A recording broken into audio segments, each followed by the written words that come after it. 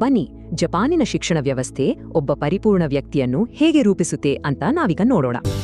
ಪ್ರಪಂಚದಲ್ಲೇ ಅತಿ ಹೆಚ್ಚು ಬುದ್ಧಿವಂತ, ಸೌಜನ್ಯಯುತ ಮತ್ತು ಆರೋಗ್ಯವಂತ ವಿದ್ಯಾರ್ಥಿಗಳನ್ನು ಜಪಾನ್ ನಿರಂತರವಾಗಿ ಬೆಳೆಸ್ತಿರುವುದು ಹೇಗೆ ಗೊತ್ತಾ? ಇದಕ್ಕೆ ಉತ್ತಮ ಉದಾಹರಣೆ ಮಕ್ಕಳಿಗಾಗಿ ಬಳಸುವ ಈ ಹೆಸರಿಲ್ಲದ ಬಣ್ಣಗಳು. ಇಲ್ಲಿ ಹೆಸರುಗಳ ಬದಲು ಕೇವಲ ಬಣ್ಣದ ಚುಕ್ಕೆಗಳಿರುತ್ತವೆ.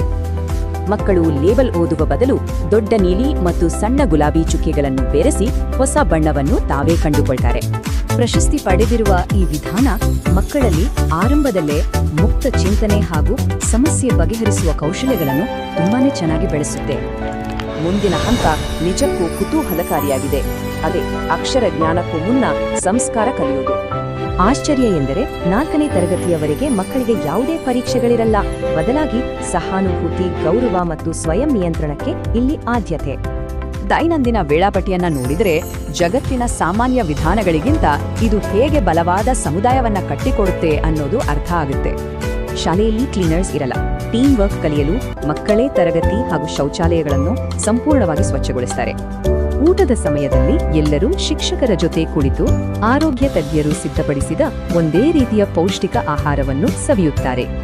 ಇನ್ನು ಸಮವಸ್ತ್ರಗಳು ಸಾಮಾಜಿಕ ಭಿನ್ನಾಭಿಪ್ರಾಯಗಳನ್ನು ಮರೆಮಾಚಿ ಎಲ್ಲರಲ್ಲೂ ಏಕತೆ ಹಾಗೂ ಶಿಸ್ತಿನ ಮನಸ್ಥಿತಿಯನ್ನು ಮೂಡಿಸುವಲ್ಲಿ ಪ್ರಮುಖ ಪಾತ್ರ ವಹಿಸುತ್ತವೆ. ಈ ಶಿಸ್ತಿನಿಂದಾಗಿ ಸಿಗುವ ಅದ್ಭುತ ಫಲಿತಾಂಶವೇ 99.99% ಇರುವ ನಿರಂತರ ಶಾಲಾ ಹಾಜರಾತಿ. ಮಕ್ಕಳು ತರಗತಿ ತಪ್ಪಿಸುವುದು ತೀರ ಕಡಿಮೆ. 91% ವಿದ್ಯಾರ್ಥಿಗಳು ಪಾಠವನ್ನು ಎಂದಿಗೂ ನಿರ್ಲಕ್ಷಿಸುವುದಿಲ್ಲವಂತೆ. ಈ ಕಟ್ಟುನಿಟ್ಟಿನ ಶೈಕ್ಷಣಿಕ ವರ್ಷ ಏಪ್ರಿಲ್ 1ರಂದು ಶುರುವಾಗುತ್ತೆ. ಇದು ಸುಂದರವಾದ ಚೆರ್ರಿ ಹೂವುಗಳು ಅರಳುವ ಸಮಯ ಕೂಡ ಹೌದು. ಆಧುನಿಕ ಶಿಕ್ಷಣದ ಜೊತೆಗೆ ಹೈಕು ಕಾವ್ಯ ಹಾಗೂ ಕ್ಯಾಲಿಗ್ರಫಿಯಂತಹ ಸಂಪ್ರದಾಯಗಳು ಜಪಾನಿ ಸಂಸ್ಕೃತಿಯ ಮೇಲಿನ ಗೌರವವನ್ನು ಇನ್ನಷ್ಟು ಹೆಚ್ಚಿಸುತ್ತವೆ. ಈ ಕಠಿಣ ವ್ಯವಸ್ಥೆಗೆ ಹೊಂದಿಕೊಳ್ಳಲು ವಿದ್ಯಾರ್ಥಿಗಳು ಸಂಜೆಯ ವಿಶೇಷ ತರಗತಿಗಳಿಗೆ ಹೋಗ್ತಾರೆ ಮತ್ತು ವಾರಾಂತ್ಯದಲ್ಲೂ ಬಿಡದೆ ಓದ್ತಾರೆ. ಈ ನಿರಂತರ ಅಧ್ಯಯನದ ಶ್ರಮ ಪ್ರೌಢಶಾಲೆಯ ಕೊನೆಯಲ್ಲಿ ಎದುರಾಗುವ ಒಂದು ಅತ್ಯಂತ ನಿರ್ಣಾಯಕ ಘಟ್ಟದ ಕಡೆಗೆ ಸಾಗುತ್ತದೆ. ಇದನ್ನೇ ಅವರು ಪರೀಕ್ಷೆಯ ನರಕ ಎನ್ನುತ್ತಾರೆ. ಈ ಒಂದೇ ಒಂದು ಕಠಿಣ ಪರೀಕ್ಷೆ ವಿದ್ಯಾರ್ಥಿಗಳ ಕಾಲೇಜ್ ಪ್ರವೇಶ ಮತ್ತು ಭವಿಷ್ಯವನ್ನು ನಿರ್ಧರಿಸುತ್ತೆ. ಇದರಲ್ಲಿ ಪಾಸಾಗುವ 76% ಜನರಿಗೆ ಕಾಲೇಜ್ ದಿನಗಳು ವೃತ್ತಿ ಜೀವನಕ್ಕೂ ಮುನ್ನ ಸಿಗುವ ಬಹುದೊಡ್ಡ ಹಾಗೂ ಮಜಾವಾದ ರಜಾದಿನಗಳಿದ್ದಂತೆ.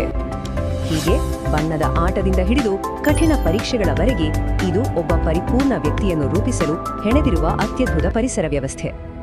ಹಾಗಾದರೆ ಜಗತ್ತಿನಾದ್ಯಂತ ಒಂದು ಆದರ್ಶ ಶಿಕ್ಷಣ ವ್ಯವಸ್ಥೆಯನ್ನು ಕಟ್ಟಲು ಈ ಜಪಾನಿ ಮಾದರಿಯಿಂದ ನಾವು ಯಾವ ಅಂಶಗಳನ್ನು ಅಳವಡಿಸಿಕೊಳ್ಳಬಹುದು? ಯೋಚಿಸಿ.